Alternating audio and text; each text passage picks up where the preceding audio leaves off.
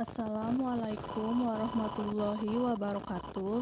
Pertama-tama, perkenankan saya memperkenalkan diri terlebih dahulu. Saya Nafisah Ainunisa dengan NIM C1C019074, kelas R10 Akuntansi.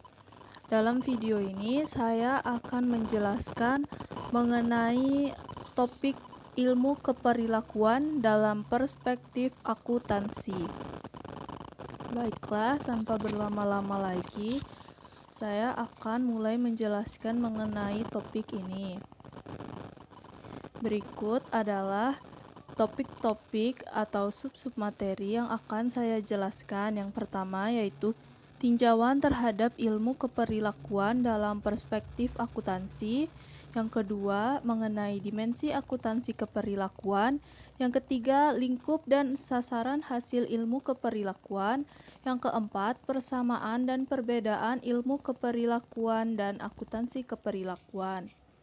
Selanjutnya ada yang kelima, perspektif berdasarkan perilaku manusia, psikologi, sosiologi, dan psikologi sosial.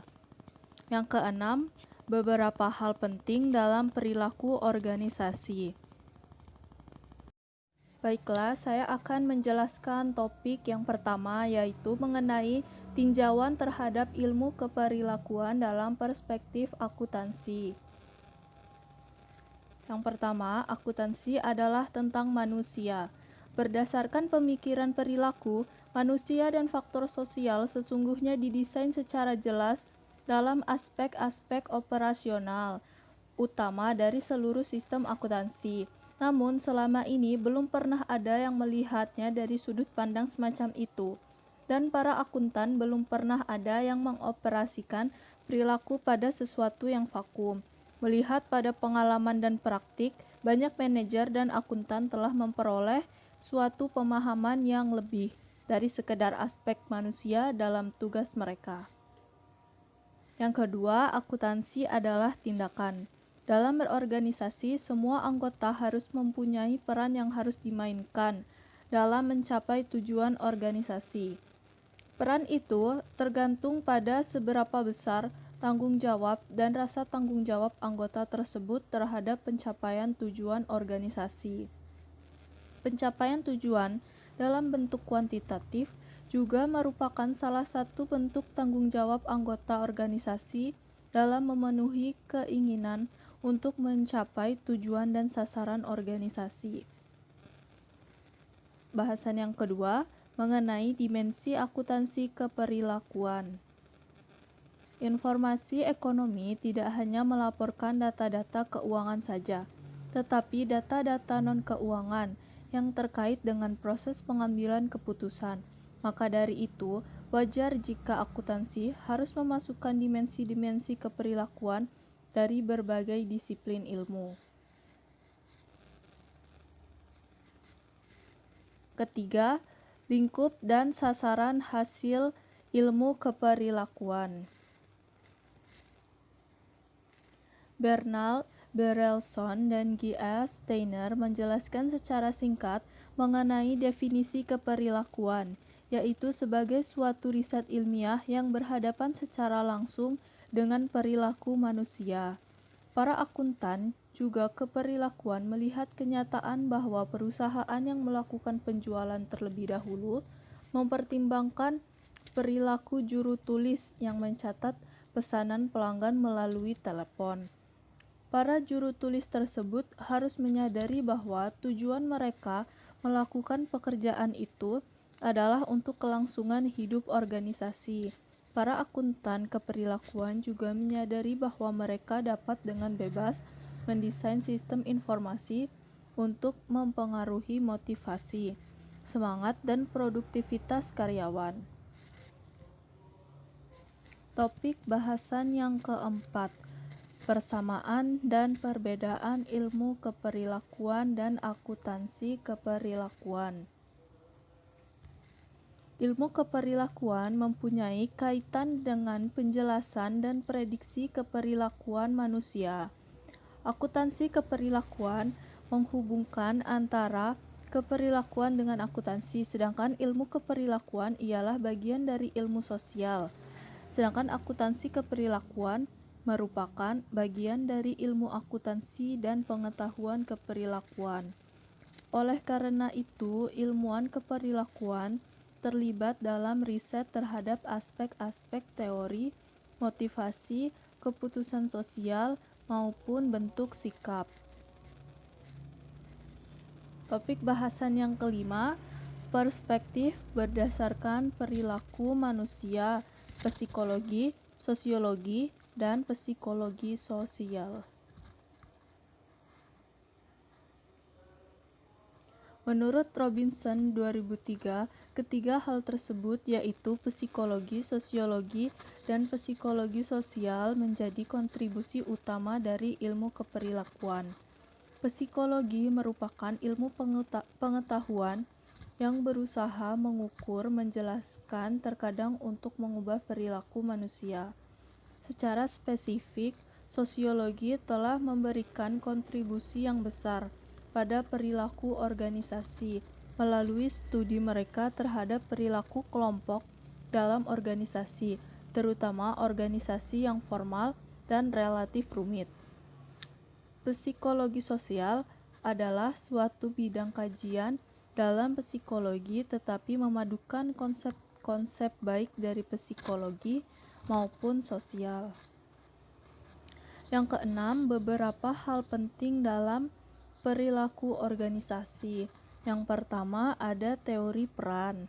Teori peran dapat digambarkan secara sederhana sebagai bagian dan orang-orang yang berinteraksi satu sama lain.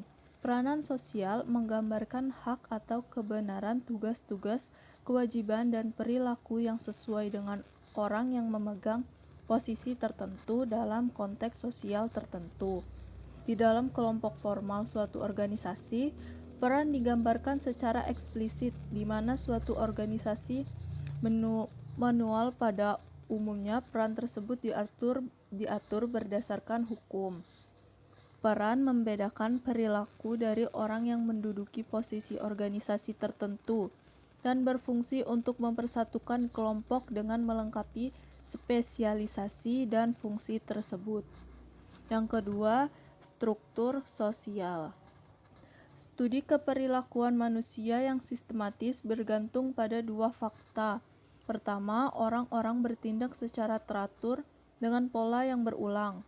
Kedua, orang-orang tidak mengisolasikan bentuk, tetapi mereka saling berhubungan satu dengan yang lainnya. Jika orang-orang tidak bertindak dengan pola teladan atau pola yang sesuai dengan tuntutan lingkungan, maka akan tidak ada dasar bagi ilmu keperilakuan. Yang ketiga, budaya. Menurut Reynolds pada 1990, praktik-praktik yang dilakukan oleh anggota dari suatu budaya juga perlu diamati, karena praktik itu menggambarkan manifestasi dari nilai-nilai budaya tersebut. Hofstede dan kawan-kawan pada 1990 menyatakan bahwa nilai-nilai budaya dapat dimanifestasikan dalam berbagai pilihan perilaku. Mereka juga membuktikan bahwa walaupun nilai-nilai dan praktik budaya adalah faktor yang penting, tetapi faktor yang lebih penting lagi dalam menjelaskan perbedaan di berbagai organisasi adalah persepsi yang dianut dalam praktik sehari-hari.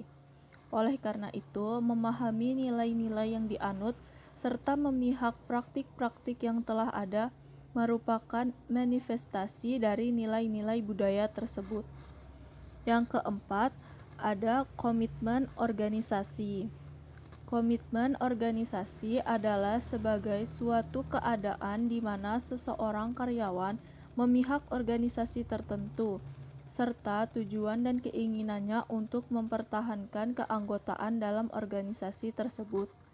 Komitmen organisasi juga merupakan nilai personal yang terkadang mengacu pada sikap loyal pada perusahaan atau komitmen pada perusahaan. Robinson pada 1996 mengemukakan bahwa komitmen karyawan pada organisasi merupakan salah satu sikap yang mencerminkan perasaan suka atau tidak suka seseorang karyawan terhadap organisasi tempat dia bekerja. Ada 3 karakteristik yang berhubungan dengan komitmen organisasi menurut Charrington pada 1996. Ketiga karakteristik tersebut, yang pertama adalah 1. Keyakinan dan penerimaan yang kuat terhadap nilai dan tujuan organisasi. Yang kedua, kemauan untuk sekuat tenaga melakukan yang diperlukan untuk kepentingan organisasi. Yang ketiga, keinginan yang kuat untuk menjaga keanggotaan dalam organisasi. Yang kelima, konflik peran. Konflik peran berasal dari kata kerja Latin configure yang berarti saling memukul secara umum. Konflik dapat dibagi menjadi 2 bagian utama. Yang pertama adalah konflik peran, dan kedua adalah konflik kepentingan.